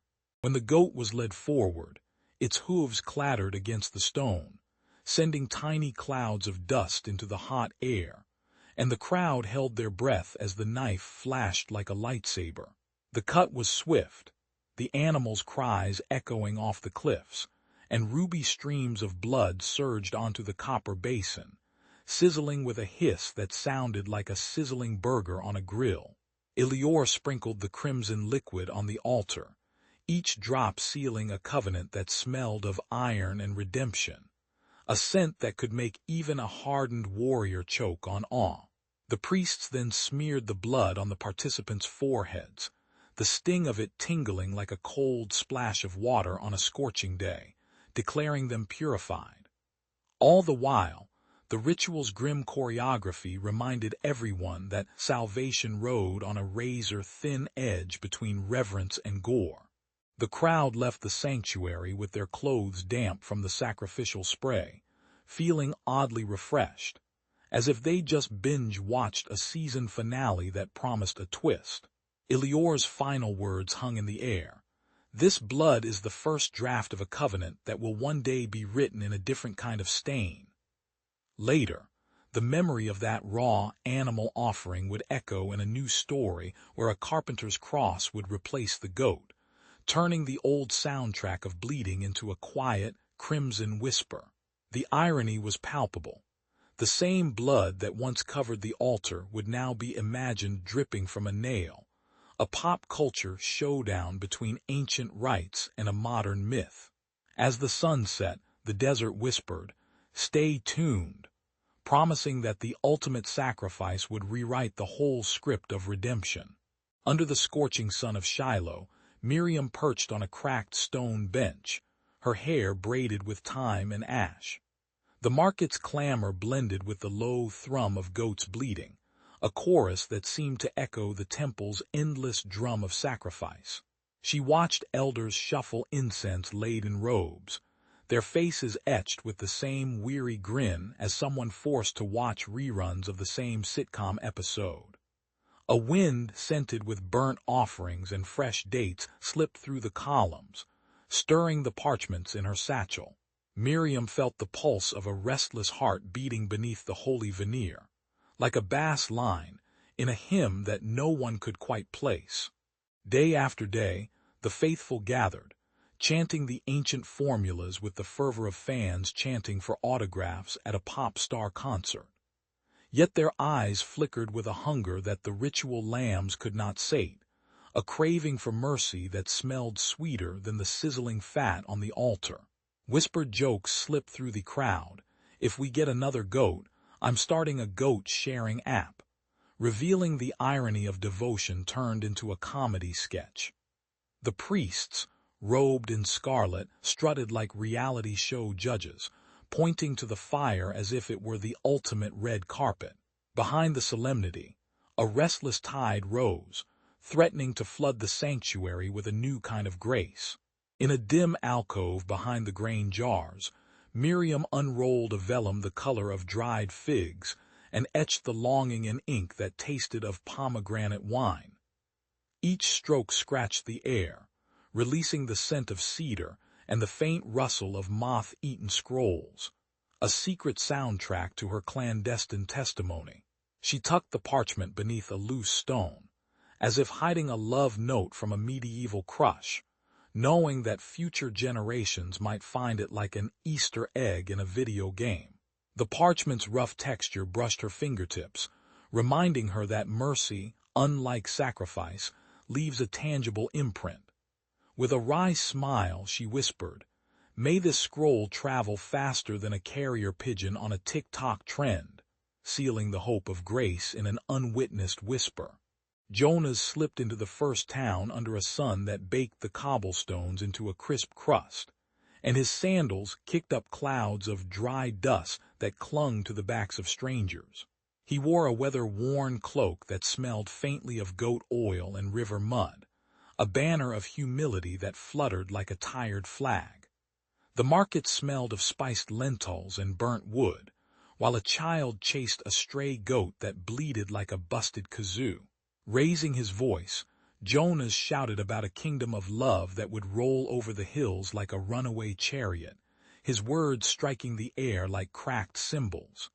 Some townsfolk laughed, thinking his sermon was a performance art piece, while others stared, their brows furrowed like old parchment. Jonas spun a parable about a baker who hid his finest loaf in a stone oven, only to realize the dough rose because the heat was his own breath, not the fire of the gods. He winked, saying the story was tighter than a Netflix binge-watch marathon, and the crowd giggled at the absurd image of a crusty hero streaming divine truth. The baker's secret ingredient turned out to be a pinch of self-sacrifice, a flavor richer than any sacrificial lamb that stank of incense and blood. Listeners felt the irony bite their ears, as the tale dripped with the scent of fresh yeast and the faint perfume of old incense, confusing comfort with challenge. In every hush, Jonas hinted that the ultimate offering would be a heart willingly laid down, not a trembling animal tossed on an altar. When twilight stretched its violet fingers across the ridge, Jonas gathered his followers around a fire that crackled like an old vinyl record, its smoke tasting of iron and pine sap. He described a crown of thorns fashioned from barbed wire, its edges snapping like the click of a gamer's controller when the final boss falls. With a grin that cut through the gloom, he declared that his own flesh would be the sacrifice, a self-offered gift more startling than any burnt offering that smelled of charred goat. The cold night air brushed their cheeks, and the scent of sweat and wet stone mingled with a faint perfume of hope, making the crowd shiver with both dread and delight. In that moment, the wandering Messiah turned the ancient drama of sacrifice into a lived, gritty tableau, and the townsfolk felt the weight of a new covenant settle like dust on their shoulders. On the ragged slope outside the city, the sun bled orange across the cracked stone, casting long shadows over the wood that would become a throne of torment. Jonas hung from the cross, his nails digging into flesh like stubborn pennies into a battered wallet. The crowd's murmur rose and fell like a bad radio signal, half-hearted shouts mixing with the smell of sweat, tar, and fresh-cut pine. A gust of wind kicked up dust, flickering the thin veil of a nearby banner that read, "Redeemer," as if the universe were trying to caption a meme. Even the goats on a nearby hillside bleated in rhythm, as if they, too, sensed the drama about to rewrite every ancient sacrifice. When Jonas's blood began to pour, it did not flow like a sad love song ballad but surged bright and heavy, each drop a perfect, unblemished offering that would make the Levitical lambs blush. The priests in the city, still clutching their ash-gray tablets, watched in stunned silence, realizing that the old system of animal guilt paying was being eclipsed by a single, crimson contract. Ironically, the very rope that held him aloft now resembled a backstage cable for a superhero's grand entrance, turning execution into an act of grace. The scent of iron mingled with the sweet perfume of myrrh, forging a perfume that whispered, "Here's the final sacrifice, no extra side dish required." Even the stone-cold magistrate who once demanded a goat for a breach felt his heart twitch like a glitching video game controller. When the sun dipped, the cross cast a long, dark silhouette that stretched across the valley like a Netflix binge-ending cliffhanger, leaving everyone waiting for the next episode of redemption. The crowd's tears mixed with the dust, seeping into the soil and planting the first seed of a grace that would sprout beyond the city walls. Jonas's final breath sounded like a quiet sigh, a soft click that signaled the shutdown of the old sacrificial server and the boot-up of a new, open-source covenant. Even the wind seemed to carry a hymn, the rustle of leaves echoing a promise that the blood on the wood had turned a brutal law into a blanket of mercy. So the hill became a silent altar, its cracked stone now a memorial plaque that reads, "From sacrifice to grace, now streaming worldwide." When the stone rolled back and the tomb's shadow lifted, the disciples spilled out of the garden like startled street vendors on the day a new celebrity dropped a mixtape. They clutched the fresh parchment of resurrection news, its ink still wet, and sprinted through Jerusalem's narrow alleys, the clatter of their sandals echoing against stone walls heavy with the stale perfume of burnt offerings. At the bustling market, they shouted that the ancient altar, once draped in splintered wood and shrouded in ash, had been swapped for a simple invitation. "Come as you are, no goat or grain required." A curious onlooker, smelling the lingering char of sacrifices, laughed and asked if the Lord had finally taken a vacation from animal drama, and the crowd roared with a mixture of awe and sarcasm. The air buzzed with a strange electricity, like a first-generation smartphone lighting up a teeming cafe, as people realized the old covenant smoke was being replaced by an invisible, fragrant wind of grace. Soon, believers gathered under the cracked rooftop of a fisherman's hut, the salty breeze tangling with the faint scent of myrrh, and they felt an uncanny sense that they could now hug the divine without stepping through a pit of coals.